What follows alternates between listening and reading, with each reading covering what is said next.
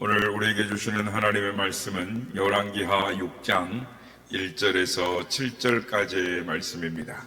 열왕기하 6장 1절에서 7절까지의 말씀을 교독하시고 마지막 절은 함께 합독하겠습니다. 선지자의 제자들이 엘리사에게 이르되 보소서, 우리가 당신과 함께 거주하는 이곳이 우리에게는 좁으니 우리가 요단으로 가서 거기서 각각 한 제목을 가져다가 그곳에 우리가 거주할 초소를 세우사이다 하니, 엘리사가 이르되 가라 하는지라. 그 하나가 이르되 청하건대 당신도 종들과 함께 하소서 하니, 엘리사가 이르되 내가 가리라 하고 드디어 그들과 함께 가니라. 우리가 요단에 이르러 나무를 베더니 한 사람이 나무를 벨 때에 새도끼가 물에 떨어진지라. 이에 외쳐 이르되 내 주여, 이는 빌려온 것이니이다 하니, 하나님의 사람이 이르되 어디서 빠졌느냐 하며 그곳을 보이는지라. 엘리사가 나무가지를 베어 물에 던져 새도끼를 떠오르게 하고 다같이요 이르되 너는 그것을 집으라 하니, 그 사람이 손을 내밀어 그것을 집으니라. 아멘. 할렐루야. 오늘도 우리 함께 하신 주님을 찬양합니다.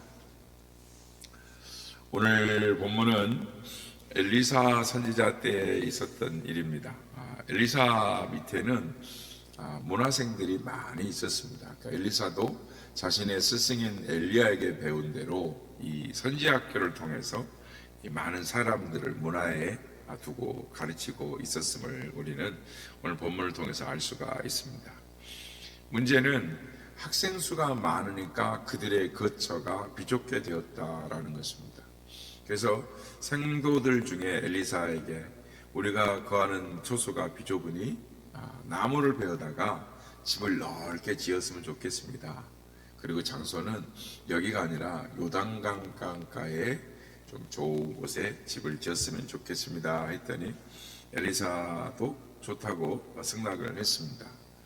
모든 생도들이 도끼를 가지고 가서 이제 나무를 베고 있는데, 나무를 베고 있는 중에 한 생도의 도끼가 그만 자루에 빠져가지고 요단강 물에 이제 빠뜨려 버린 것이죠. 그래서 사고가 일어났습니다. 물론 엘리사 선지자가 와서 도끼가 물에 떠오르게 해서 문제가 이제 해결되었습니다. 오늘 이 시간에는 이 잃어버린 도끼 사건을 통해서 하나님이 우리에게 주시는 교훈을 받고자 하는 것입니다. 여러분, 모든 사건에는 원인이 있습니다. 도끼가 왜 물에 빠졌을까요? 첫째는 도끼를 빌려왔기 때문입니다. 도끼를 물에 빠뜨린 사람은 이 도끼가 자기에게 없고 다른 사람의 것을 잠시 빌려온 것이다 라고 말을 합니다.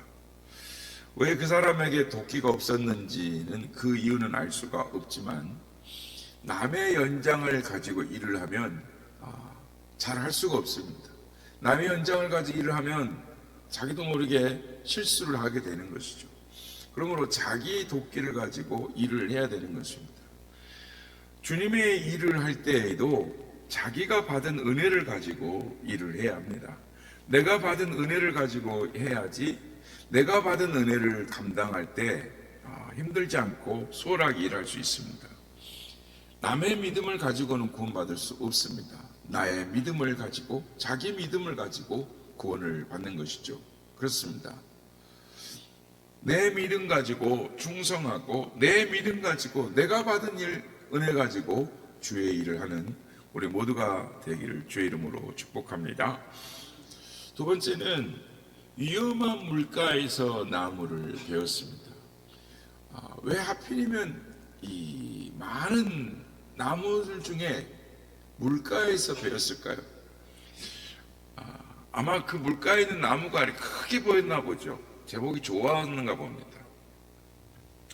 그런데 물가는 항상 물에 빠질 위험이 있습니다.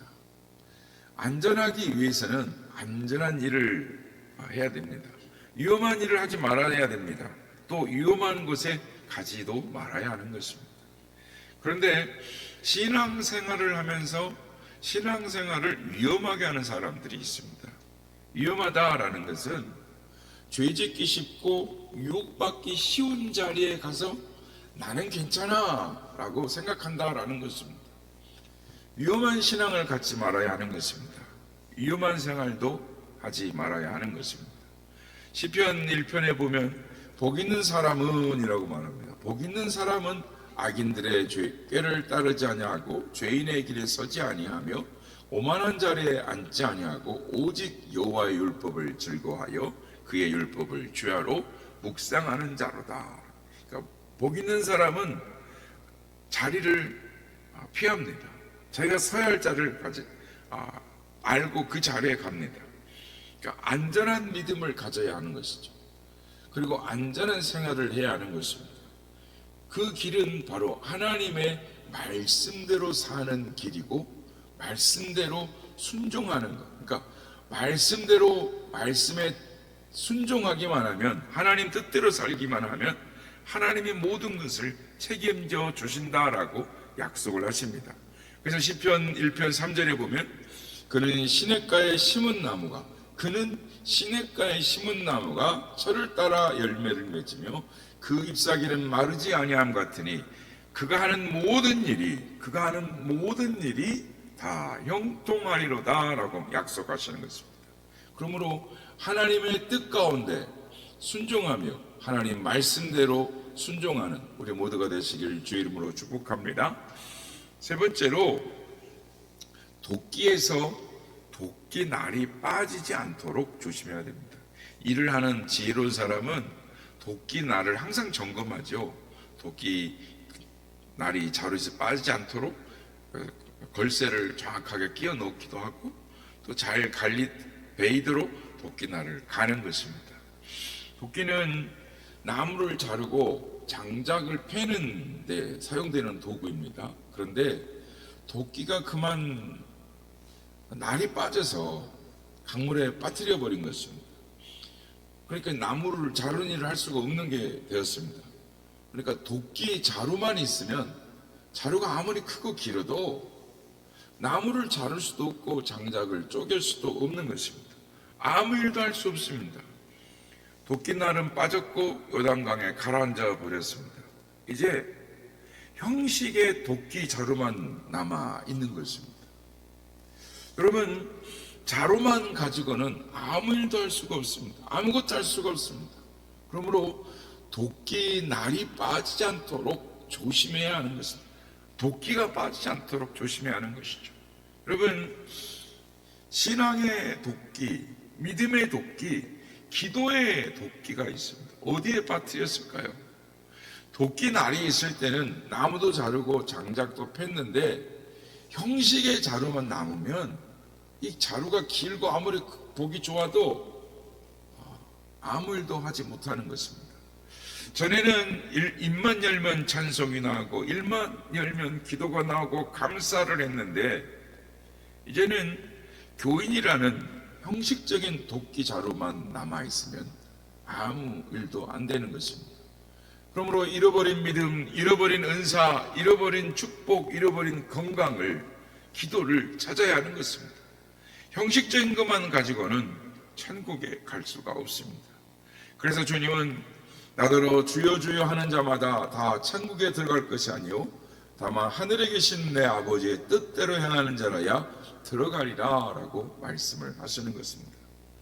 바라기는 잃어버린 믿음, 잃어버린 사랑, 잃어버린 눈물, 잃어버린 기도, 잃어버린 은사, 잃어버린 축복, 잃어버린 건강을 찾으시기를 예수님의 이름으로 축복합니다.